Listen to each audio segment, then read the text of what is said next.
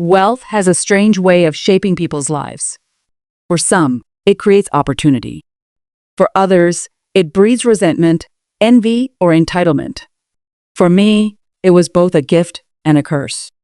At 68 years old, I was the sole heiress to a fortune built on oil, a legacy that stretched back 3 generations.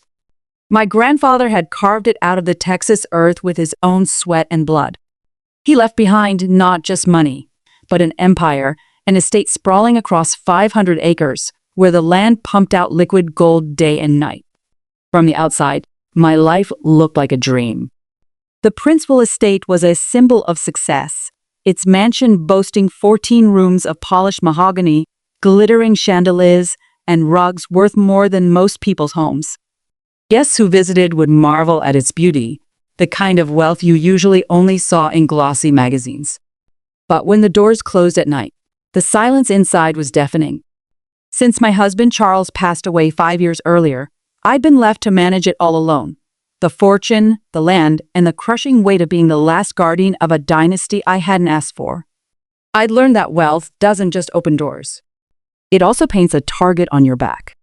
Money attracts people, but not always the right kind. Over the years, I had endured suitors who loved the lifestyle more than they ever loved me, friends who drifted away the moment I stopped funding their pleasures, and business associates who looked at me as if I were just a walking checkbook. I thought I had grown immune to betrayal, hardened to the disappointments that money seemed to guarantee. But nothing prepares you for treachery when it comes from your own flesh and blood. Raising my son Blake had never been simple. He grew up with every advantage that money could buy: exclusive schools, expensive hobbies, and doors opened simply because of his last name. Yet with every privilege came an invisible burden. Blake carried the Princeville legacy on his shoulders, but unlike me, he never developed the discipline or patience it required. He wanted the rewards without the struggle, the wealth without the waiting.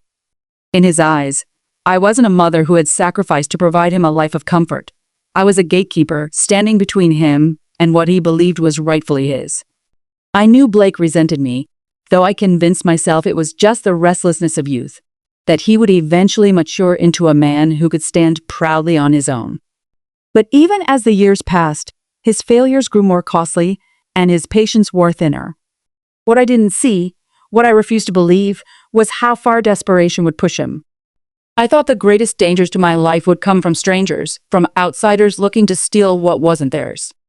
I never dreamed the true threat would walk through my front door, call me Mom, and smile as though he still loved me. The price of wealth is rarely paid in dollars. It is paid in trust lost, in bonds broken, in nights spent wondering whether the people closest to you love you or only what you can provide. And as I stood at the threshold of the storm that was about to engulf me, I realized too late that my fortune was no shield. It was the very weapon that would be turned against me. It was a Tuesday morning in October, the kind of day that began with calm predictability, until it didn't. I was in my study, reviewing quarterly reports from the oil fields, when I heard the low growl of Blake's BMW rolling up the circular drive. My son didn't visit me often, and when he did, there was always a reason. Rarely a good one. As I watched him through the bay windows, I felt a knot tighten in my chest. Even at a distance, his body language was sharp, tense, almost vibrating with urgency. Blake had always been a striking man. He inherited his father's sharp jawline and the easy confidence of someone who had grown up knowing doors would be open for him. But lately, that confidence had soured into something harder, something closer to desperation. The world had not been kind to him, or perhaps he had not been kind to the opportunities it gave him. Either way, the man striding toward my door that morning no longer looked like the boy I had raised. He looked like a gambler staring down his last hand. The door flung open without so much as a knock. "Mom, we need to talk," he announced, his voice unsteady but insistent. He wore an expensive suit, though it was wrinkled, and his usually polished appearance seemed frayed around the edges. His eyes, shadowed by dark circles, told me the truth his mouth hadn't yet spoken. Blake was unraveling. "Of course, sweetheart," I replied carefully, sliding my glasses off. "Sit down. You look terrible." He smirked bitterly. "Thanks for the pep talk." Collapsing into the leather chair across from me, He ran a hand through his disheveled hair. Look, I'm going to cut straight to the chase. I need money. A lot of money. I didn't sigh, though I wanted to. This was far from the first time I'd heard those words. Blake's history of failed business ventures had already cost me hundreds of thousands of dollars. An app that never got off the ground. A clothing line that never made it past the sketches. Each time, the story was the same: ambitious dreams, enthusiastic pitches, and eventual collapse. He always came back with explanations: bad timing, bad investors, bad luck. But the truth was simpler. Blake had never learned how to fail and stand back up without leaning on me. How much? I asked, though I braced myself for the answer. 100,000. The number hung between us like a gunshot echoing in a canyon. This wasn't a bailout. This was a demand. The way he said it, flat, practiced, without apology, chilled me more than the figure itself. That's a substantial amount, Blake, I said evenly. What's the venture this time? He leaned forward, his words spilling out quickly, almost rehearsed. It's a tech startup. Revolutionary online marketing platform. My partner has connections with Fortune 500 companies. We're projecting 7-figure profits in the first year. I had heard variations of this song before, always sung in the same desperate key. And this partner? Who is he? Blake's eyes flickered away. You don't know him. He's from California. Tech background. Proven track record. What's his name? Mom, why does it matter? The opportunity is what's important here. It was a slip, but an important one. His avoidance wasn't just careless, it was deliberate. I had spent decades as a prosecutor. I knew the scent of a lie, and my son was reeking of it. Blake, I said, soft but firm, we've had this conversation before. Many times. I've supported your ventures, and not one has succeeded. Perhaps it's time you tried building something with your own resources. That was the moment the mask cracked. His face darkened, and his hands clenched into fists against his knees. His voice rose, raw with anger. My own resources? Do you have any idea what it's like to live in the shadow of all this? He gestured wildly around my study, at the carved wood, the gilded shelves, the walls that seemed to breathe wealth. Everyone expects me to succeed because I'm a prince, Will. But how can I when you control everything? I've given you every advantage, I reminded him gently. Advantage? His laugh was sharp, bitter. You've given me just enough to fail spectacularly. Just enough to make me look like a spoiled rich kid who can't make it on his own. But never enough to actually succeed. His words stung, because somewhere in them was a grain of truth. I'd always been careful about how much money I gave him. Too much, and he'd drown in excess. Too little, and he'd collapse under pressure. I tried to balance love with responsibility, and perhaps I had miscalculated. But what he said next erased all doubt about his intentions. Give me the money, Mom. You'll die soon anyway. The words froze me in place. He didn't shout them. He said them calmly, almost logically, as if it were an undeniable fact. In that moment, I saw my son not as a desperate man, but as a predator circling prey. No, I said firmly. I will not be investing in another one of your ventures. His chair scraped against the hardwood as he stood, his body trembling with fury. Fine. Don't come crying to me when you're older and alone because you chose money over family. But it wasn't the words that frightened me. It was the coldness in his eyes. The calculation. The quiet suggestion that family was no longer sacred, that I was no longer untouchable. As his BMW roared down the driveway minutes later, gravel spitting in its wake, I sat in silence. A mother's instinct told me the truth. My son was hiding something. And whatever it wasn't just about money. It was about survival. 2 days passed after Blake's visit, and I carried the weight of his words with me like a stone in my chest. You'll die soon anyway. The casual cruelty haunted me. I told myself he was lashing out in anger, that deep down he still cared, but unease lingered. His desperation wasn't just financial. It was something darker. I felt it in my bones. That Thursday morning, the stillness of the estate was broken once again by the hum of Blake's BMW. But this time, he wasn't alone. Skylar, his wife, stepped out of the passenger seat. The moment I saw her, a chill ran through me. Skylar was striking, the kind of woman who seemed carved from porcelain and polished to perfection. Platinum blonde hair, flawless skin, designer clothes that hugged her frame with effortless elegance. She always moved like a performer on stage, each step calculated, each smile rehearsed. From the first day Blake introduced her, I felt something wasn't right. Her warmth never reached her eyes. They arrived at exactly 10 a.m., not too early to seem eager, not too late to appear careless. Deliberate. Planned. Colleen, Skylar greeted me as she glided into the kitchen, her voice smooth and sweet like honey over a knife's edge. She carried 2 delicate china mugs, steam curling from their rims. I hope you don't mind us dropping by. I brought you something special. She set 1 cup before me, her smile sharp and expectant. It's a blend I picked up from that boutique coffee shop downtown. Ethiopian beans with Madagascar vanilla. I thought you'd enjoy it. The aroma hit me instantly, sharp, bitter, with an undertone that didn't belong. Almonds. Sweet, chemical, wrong. My instincts flared. After years of prosecuting criminals, I had developed a sixth sense for danger, and everything in my body screamed at me not to drink. But I masked my suspicion. How thoughtful of you, dear, I said, accepting the cup with a steady hand. Her eyes locked on me, too intently, like a cat watching a mouse approach the trap. She wanted me to drink. Needed me to drink. Blake lingered at the doorway, silent, stiff. He avoided my gaze, staring at his phone with exaggerated distraction.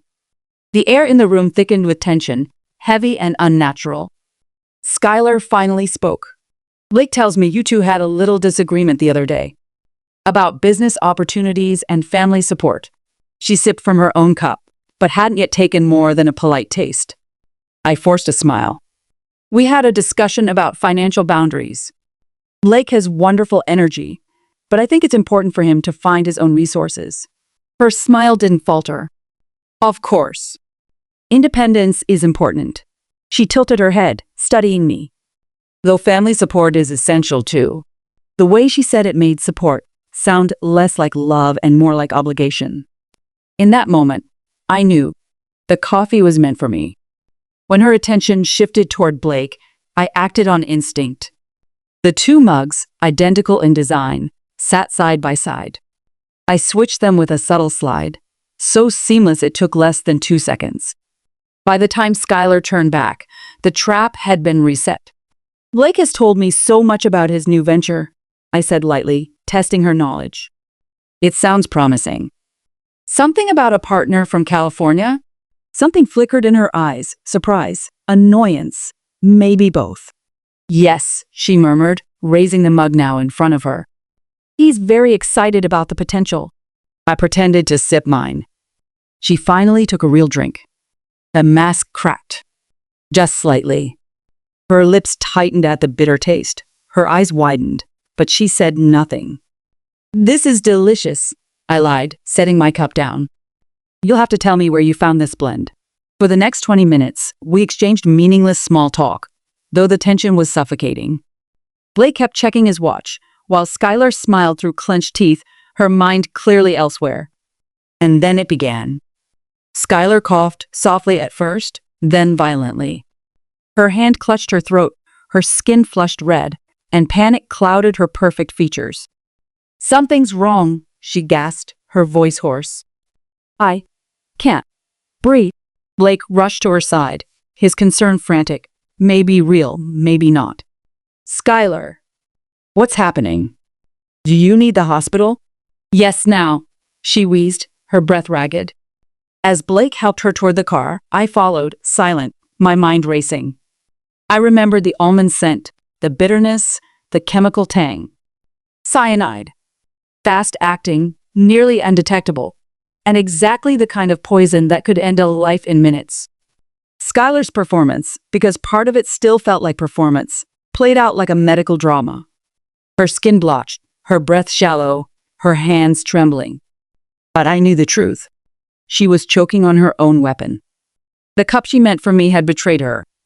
As the BMW tore toward the hospital, gravel spitting behind us, I sat in the back seat watching my son cradle his gasping wife.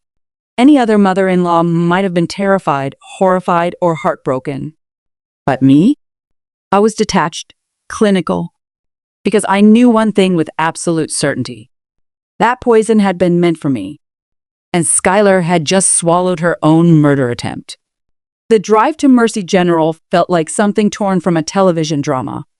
Blake gripped the wheel, white-knuckled, while Skylar's gasps filled the air like a soundtrack of impending death. She clutched her throat, her eyes wild, her words broken between coughs. Burning, can't breathe. Her body shook with violent spasms, and Blake's voice cracked as he urged her to hold on. I sat in the back seat, silent, studying them both. A mother watching her son's wife die in front of her should have been devastated. Instead, I was calculating. If Skylar had given me the dose intended for my body weight, I would likely be dead already. She had done her homework. The bitter almonds, the burning sensation, cyanide was unmistakable. And now, she was the victim of her own plan. By the time we burst through the doors, her performance had escalated. She stumbled dramatically into Blake's arms, coughing, wheezing, eyes watering. "My wife can't breathe," Blake shouted, projecting panic with just the right intensity. Nurses swarmed, doctors rushed in, and within moments Skylar was on a gurney, hooked to monitors, her every breath a performance balanced between genuine distress and calculated spectacle. Dr. Amanda Rodriguez, a woman with sharp eyes and calm authority, stepped forward. "When did the symptoms start?" she asked, clipboard poised. "About 30 minutes ago," Blake answered smoothly. Not a single hesitation. She was fine this morning. Then suddenly, she couldn't breathe. Any allergies? Medications? Environmental changes? None, he said, too quickly. She's always been healthy. I watched closely. Either my son had nerves of steel, or he had rehearsed this. He didn't stumble, didn't flinch. His answers were too clean, too perfect.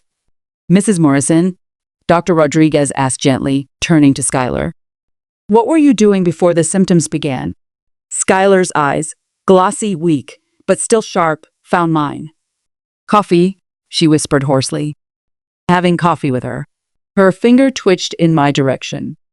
And just like that, the trap snapped shut. Dr. Rodriguez followed her gaze. "Are you family?" "I'm her mother-in-law," I replied evenly.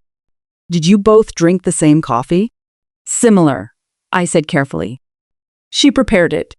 2 cups from the same pot." The doctor's eyes flickered, calculation behind her professional mask.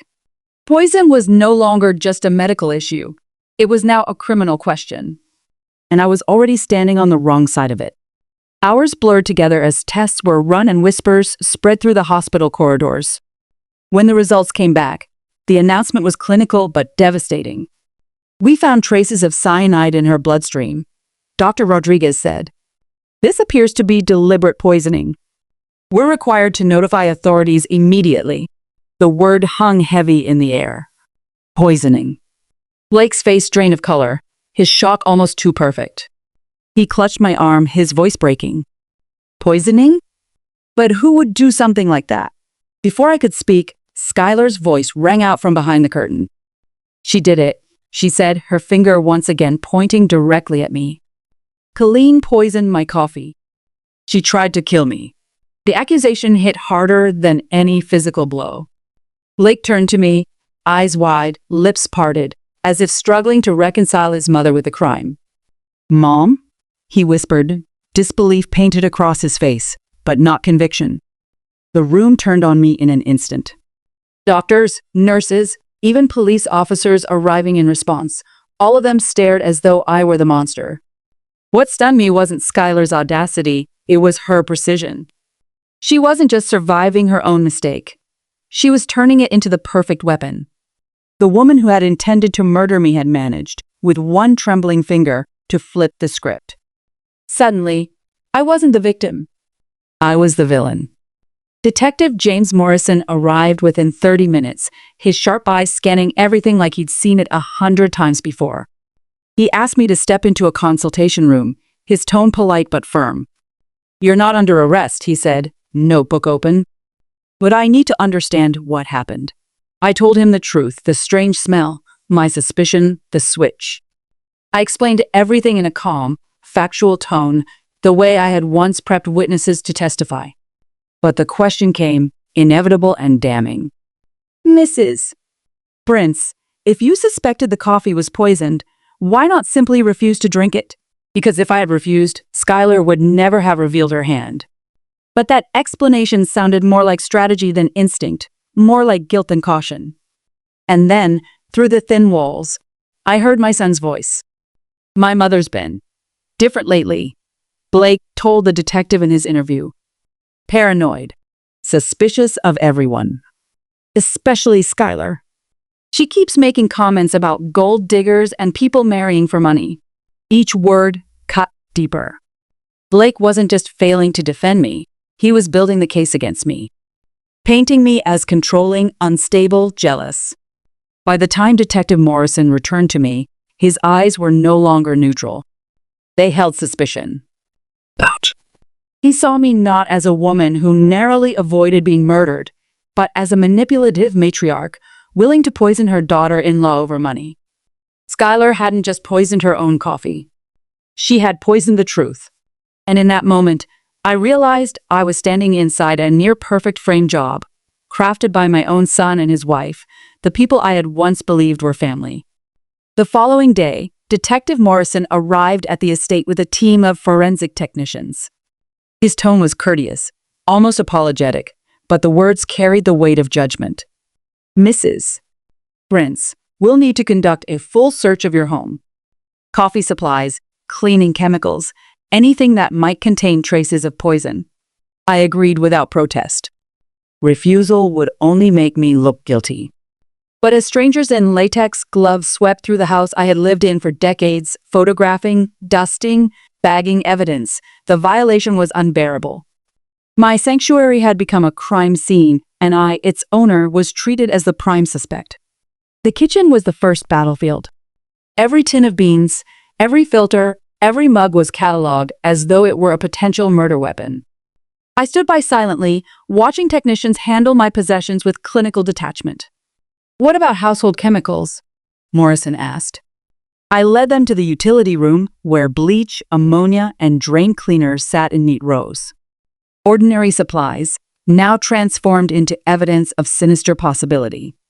For 2 hours, they combed through the house. My heart pounded harder with each passing minute, even though I knew there was nothing to find. Or so I thought.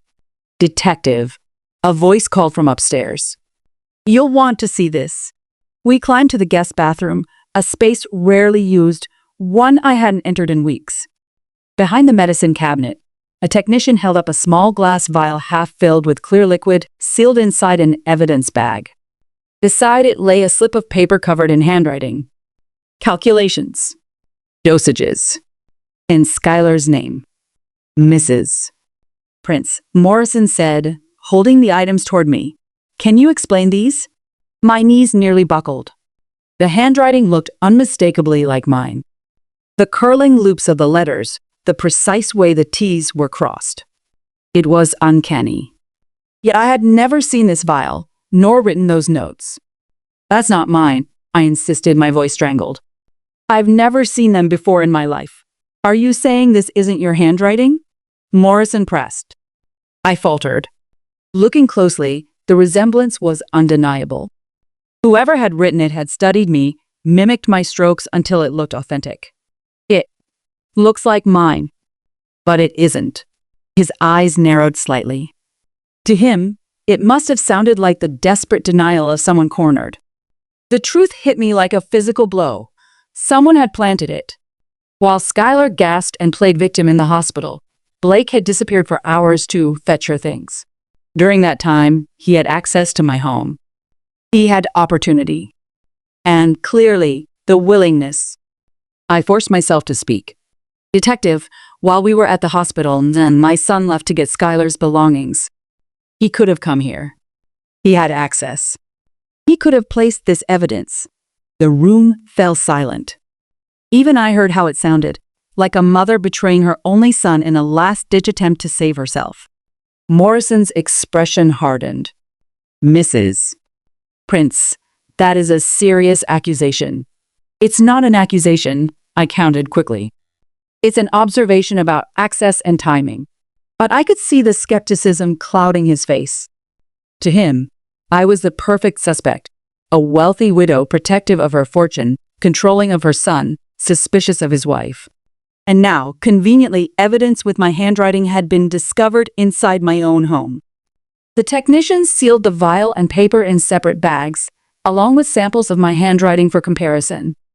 Then came the final blow. "Do you own any firearms?" Morrison asked. "Yes," I admitted cautiously. "A revolver. In the bedroom safe." They retrieved it, untouched for months, and bagged it with ammunition.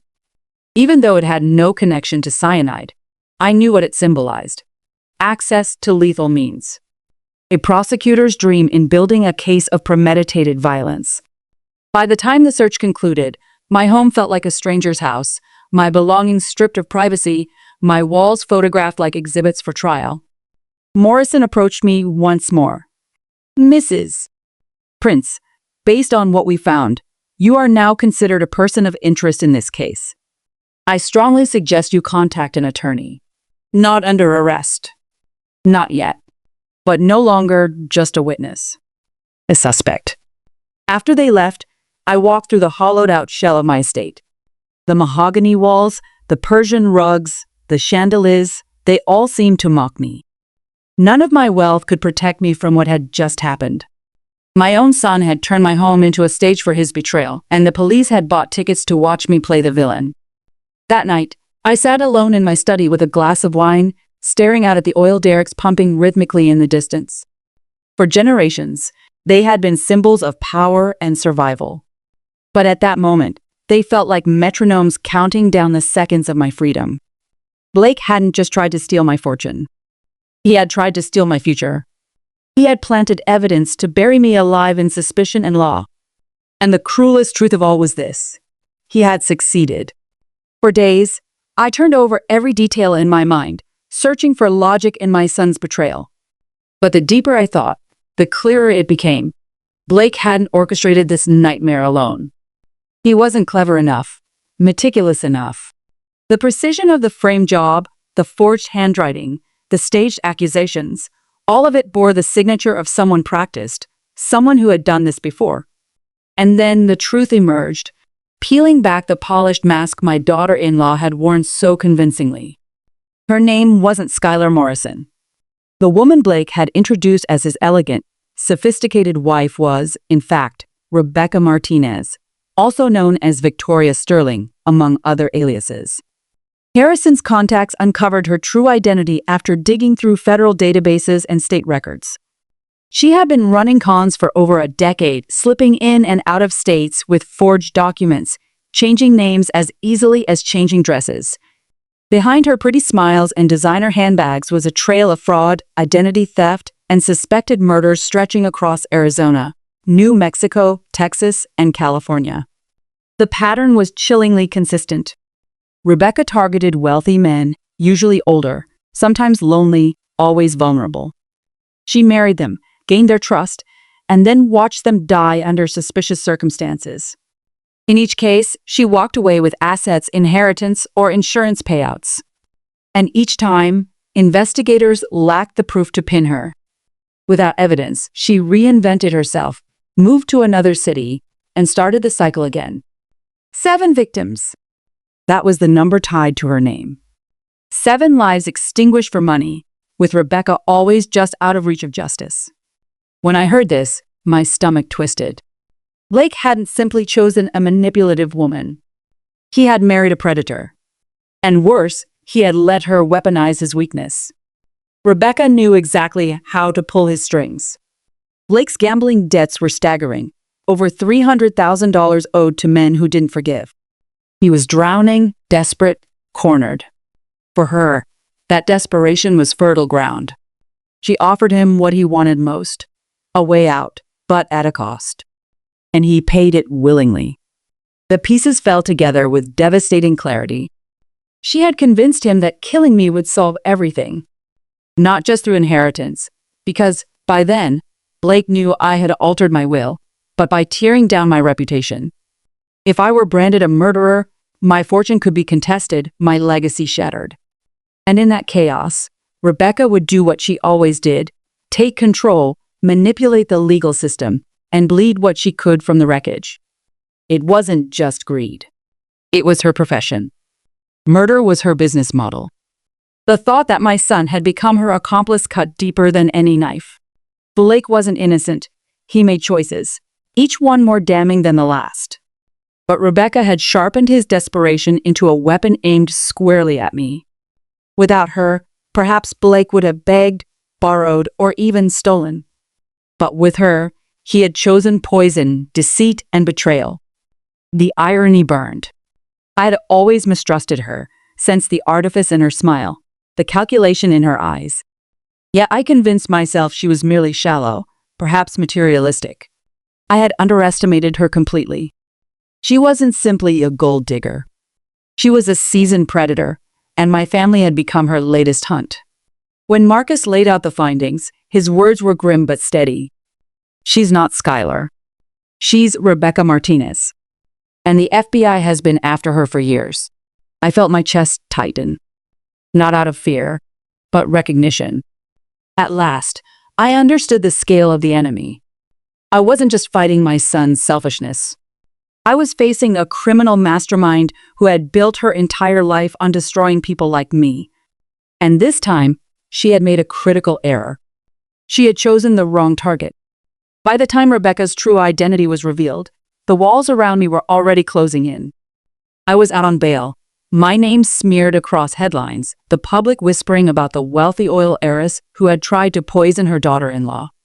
My freedom hung by a thread, and yet the truth, that my son and his wife had conspired to kill me, remained invisible to those sworn to deliver justice. That night, I sat in my study staring at the flickering shadows cast by the fireplace, turning one thought over and over. I couldn't afford to wait for justice. Rebecca had orchestrated too many of these schemes before. She knew how to vanish, how to bury evidence, how to bend suspicion until it pointed at her victims. If I left the fight in the hands of others, she would slip away again and take Blake further into her darkness. So I made a decision. I wouldn't play defense anymore. I would fight back. Marcus and Harrison were skeptical at first. Colleen, Marcus warned, leaning forward across my desk. If you put yourself in their path again, you're inviting them to finish what they started. That's exactly what I want, I replied, my voice steady. They've already tried once. They'll try again. This time, we'll be ready. The plan I outlined was simple, but dangerous.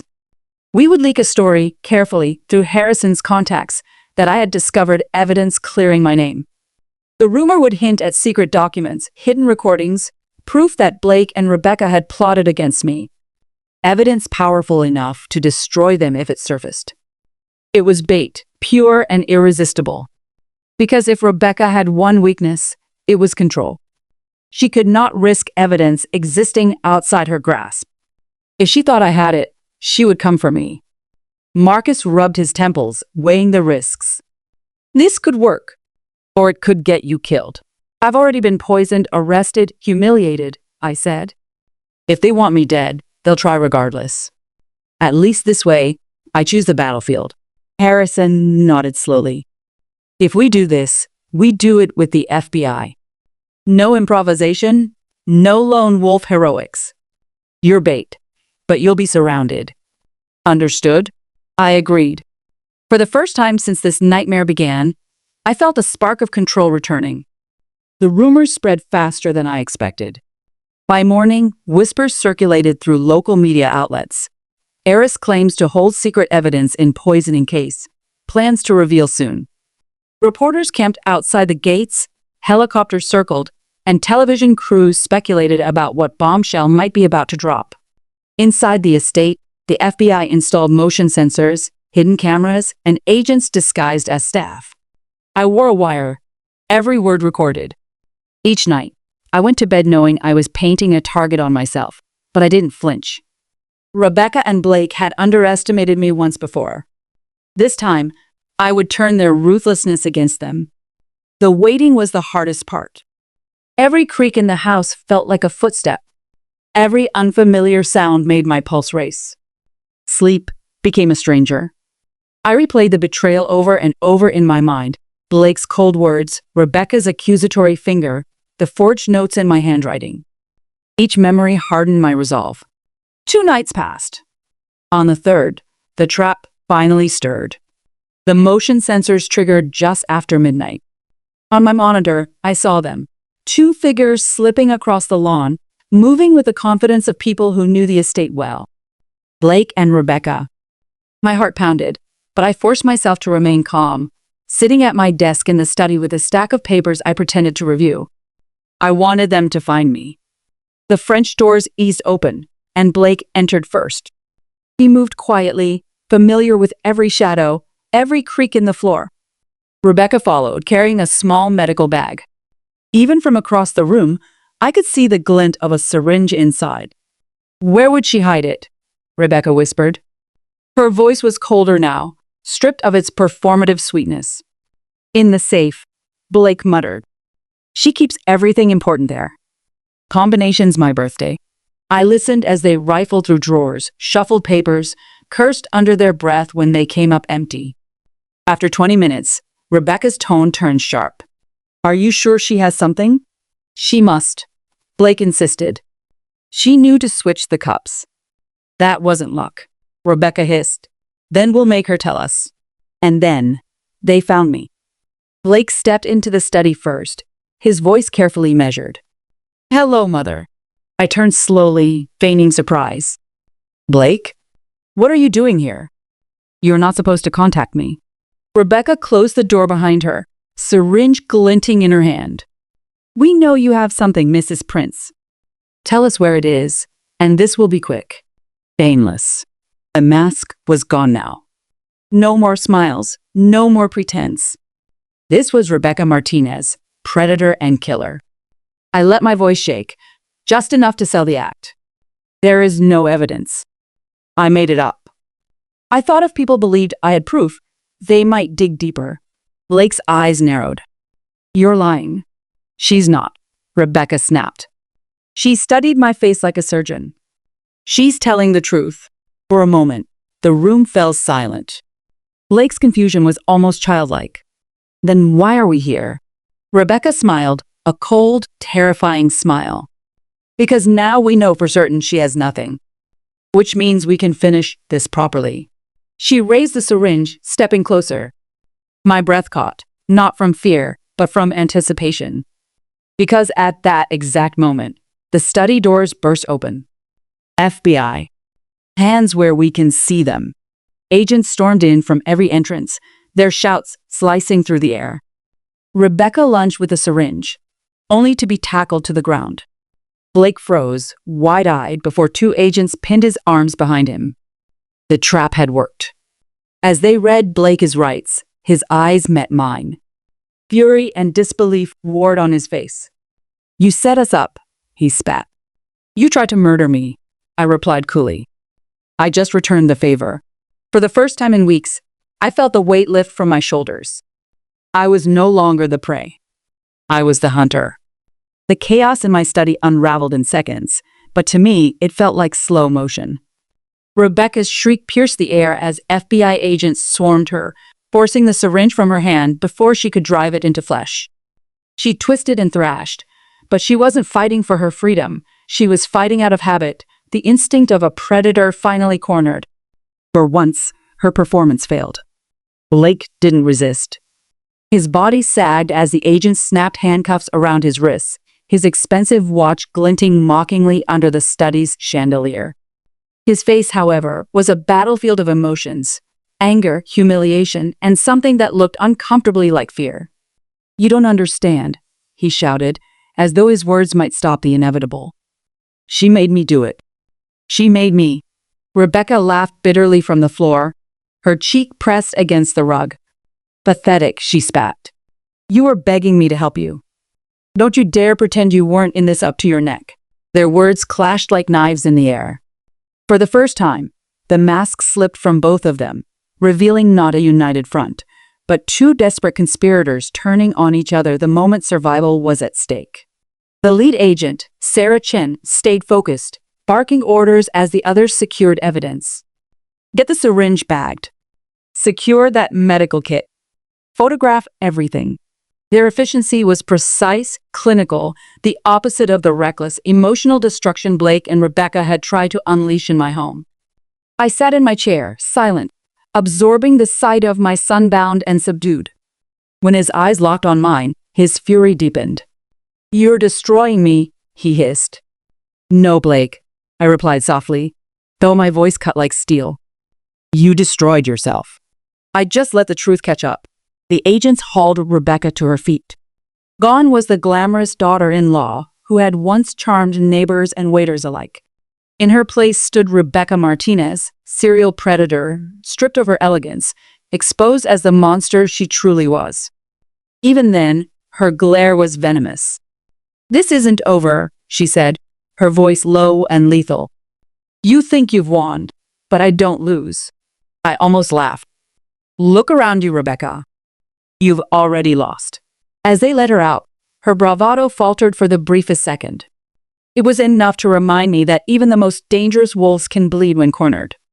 Blake followed moments later, shuffling under the grip of two agents. For just a heartbeat, I saw the little boy he once was, the child who had clung to my hand at school, who had cried when his dog died, who had looked at me once as if I were the entire world. That boy was gone, replaced by a man who had traded love for greed, trust for betrayal. "You'll regret this," he said, his voice trembling between rage and despair. "No, son," I whispered. "You will." The house grew still again after they were gone.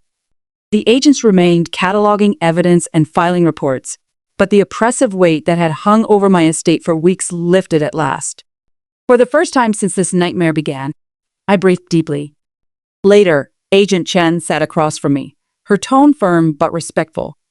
"You did the right thing, Mrs. Prince. Without your cooperation, we wouldn't have been able to bring them down. You've helped us close cases that have been open for years." Her words gave me little comfort.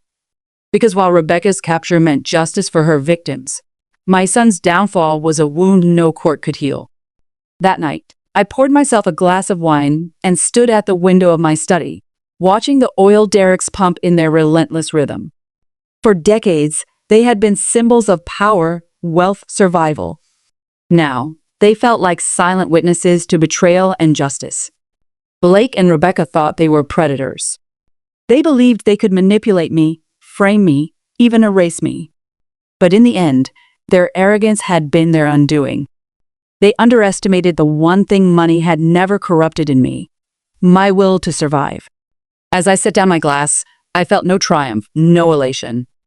Only the cold satisfaction of knowing I had faced my greatest enemies and that they had worn the faces of family. And yet, beneath that satisfaction, a truth lingered like ash on my tongue. The battle was won, but the scars of betrayal would never fully fade. 6 months later, I found myself seated in a federal courtroom, the same place where I had once stood as a prosecutor seeking justice. This time, however, I was not the one asking the questions or presenting the evidence. I was simply a witness to the final unraveling of two lives that had tried to destroy mine. Rebecca Martinez, known to me as Skylar Morrison, sat at the defendant's table in a plain jumpsuit. Gone were the tailored dresses, the flawless makeup, the aura of untouchable glamour. Stripped of her masks, she looked ordinary. But her eyes, sharp and venomous, revealed what she truly was: a predator finally caged. The prosecution's case was airtight. The syringe recovered from my study, the confession recorded on hidden microphones, the trail of financial fraud that Harrison's team unearthed, all of it painted a damning portrait. Witnesses from across multiple states testified about suspicious deaths and forged documents.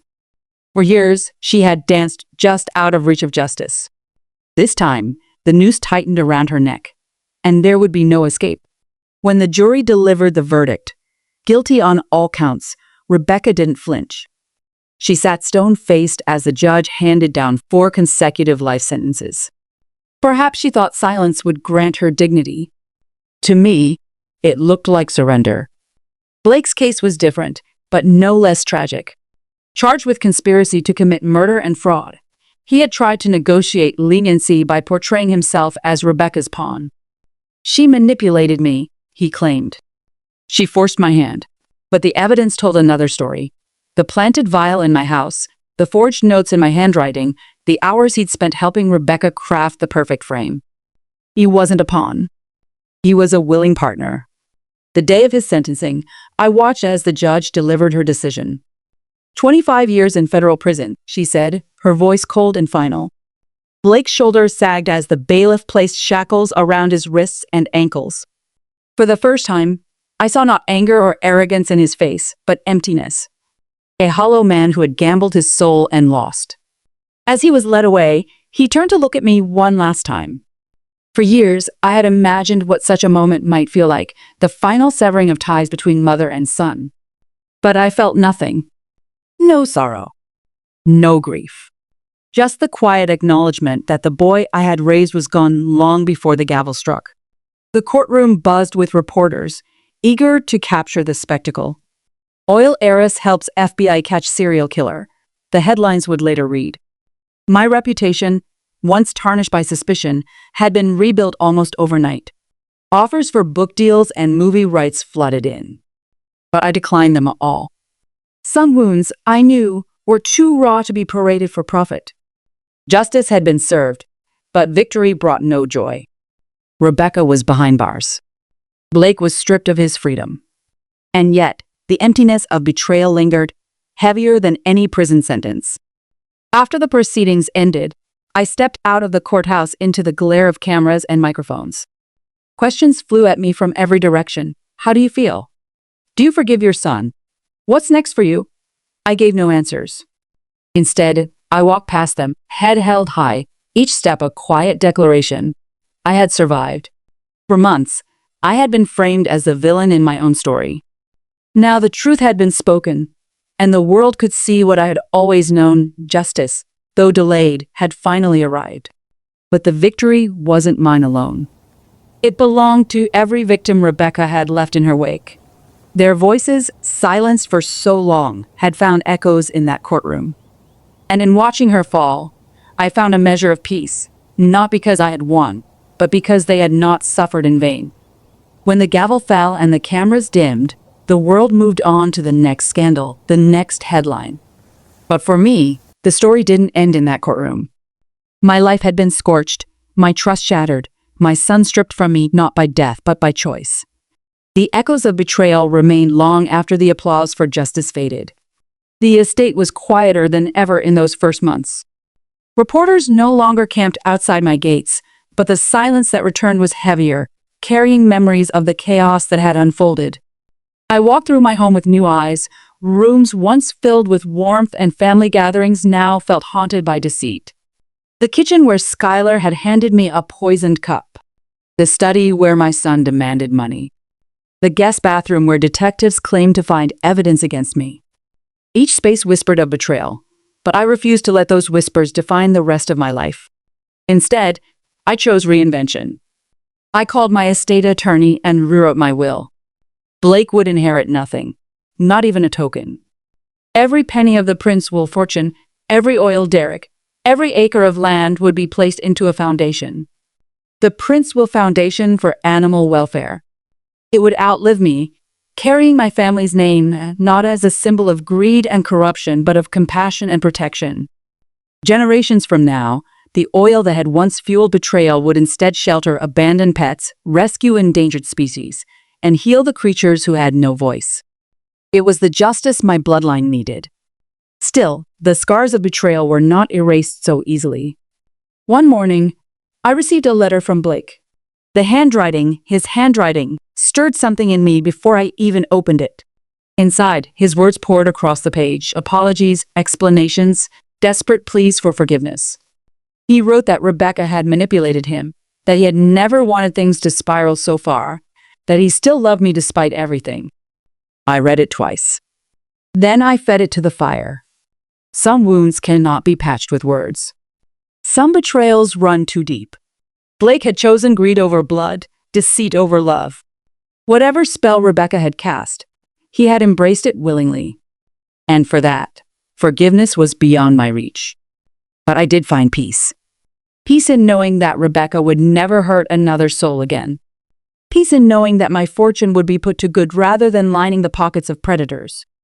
Peace in knowing that I had refused to be anyone's victim. I hired new staff, changed the locks, and upgraded the security system. Blake's keys no longer opened any door on the estate. The mansion, once a prison of suspicion, began to feel like home again. Its chandeliers sparkled not with the memory of betrayal, but with the promise of legacy. Sometimes at night, I pour myself a glass of wine and sit in the study, looking out at the oil derricks rising and falling in their endless rhythm. For decades, they symbolize survival. Now, they remind me of resilience. They pump not just wealth, but the strength of a woman who faced betrayal from her own family and refused to fall. The principal name will endure, but not as a cautionary tale of greed. It will endure as a beacon of generosity, compassion, and justice. That, I decided, would be my final gift to the world. As for Blake, I know prison will be his crucible. His debts remain unpaid, and those who lent him money are not the forgiving kind. Even behind bars, he will never truly escape the shadow of the choices he made. 25 years is a long time, and time has a way of forcing people to confront the monsters they've become. Whether he emerges hardened or broken, that burden is his to carry, not mine. Rebecca. She is exactly where she belongs. The families of her past victims know her name now. In prison, her reputation precedes her. And in that world, predators often find themselves prey. I survived them both. And survival, I realized, is the greatest revenge. So tonight, I will raise my glass not to the fortune that cursed me, nor to the family that betrayed me. I will raise it to resilience, to justice, and to the peace that comes when you stop waiting for apologies and start writing your own ending. Because in the end, that is the legacy that matters, not the money, not the mansion, but the truth that no matter how deeply betrayal cuts, strength can always rise deeper still.